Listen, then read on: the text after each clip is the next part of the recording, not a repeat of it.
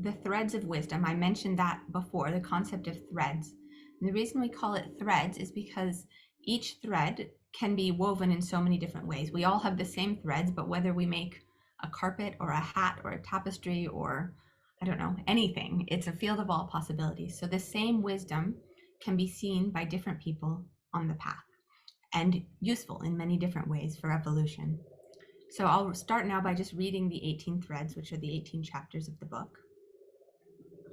Always keep learning. Anything is possible. Happiness is the basis of success. Never judge.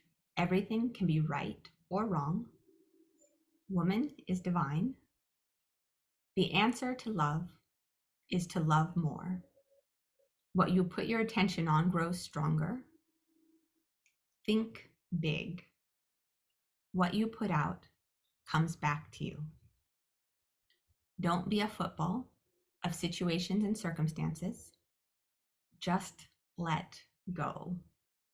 Start where you are, but believe in the goal. Love is the best gift.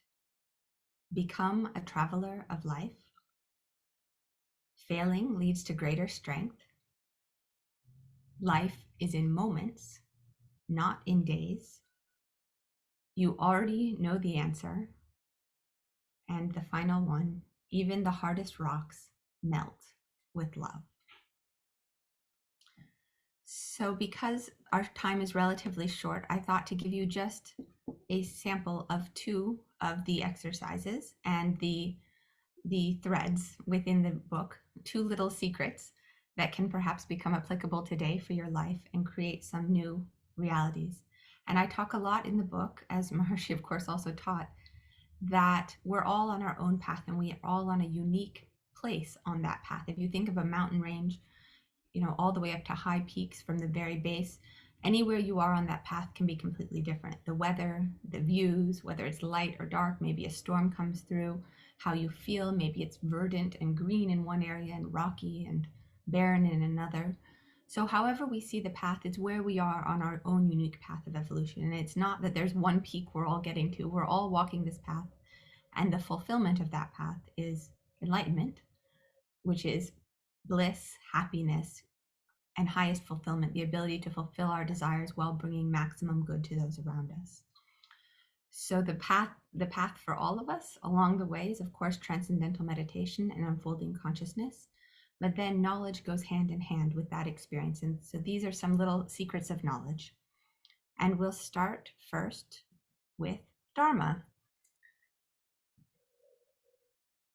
So what is Dharma? The simple definition of Dharma means action in accord with natural law, but that also can be a bit of a confusing definition. Another way to say Dharma is that which upholds evolution. It is the action that is right for you and which brings maximum good for everyone around you. Dharma is the power of action which allows for fastest evolution with greatest comfort. We are all unique in our physical appearances, personalities, and in the same way, our dharmas are all unique.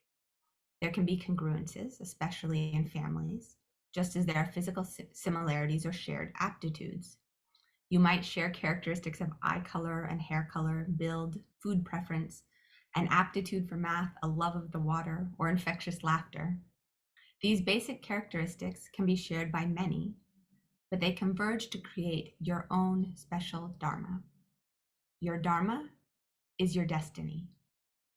Your unique dharma is the confluence of what you are good at, what you love to do, what you are uniquely equipped to put into the world, how you can help others, and the environment and society you live in. The highest dharma of everyone is enlightenment, liberation, unity consciousness. But the path to reach that dharma is different for everyone. The dharma of one individual supports the dharma of the whole society. True dharma is in alignment and harmony with the individual and the collective. They are not mutually exclusive. Dharma encompasses an essential nature of each person, the soul's longing to realize itself. The first dharma of each person is with the self. And Maharishi has said, As the seconds of life are passing, you cannot lose the connection with that intelligence, that inner wisdom, which is called Dharma. And so we're going to do in just a few minutes an exercise in finding our own Dharma. You'll need the pens and paper for that. An anonymous attendee has also added that Maharshi once said that Dharma is that which brings bliss. Beautiful. So now we continue on, and Maharshi gave some simple rules for right action. Do what you know to be right, or do fast what you know to be right. Avoid clearly what you know not to be good, or what you know to be wrong. And if in doubt, wait until it becomes clear that the action falls into either the first category or the second category. So we do what we know to be right, don't do what we know to be wrong, and if in doubt, wait. And that's a practical guidance from Maharshi of how to deal with the myriad of daily decisions we have to take on whether to do some action or the other.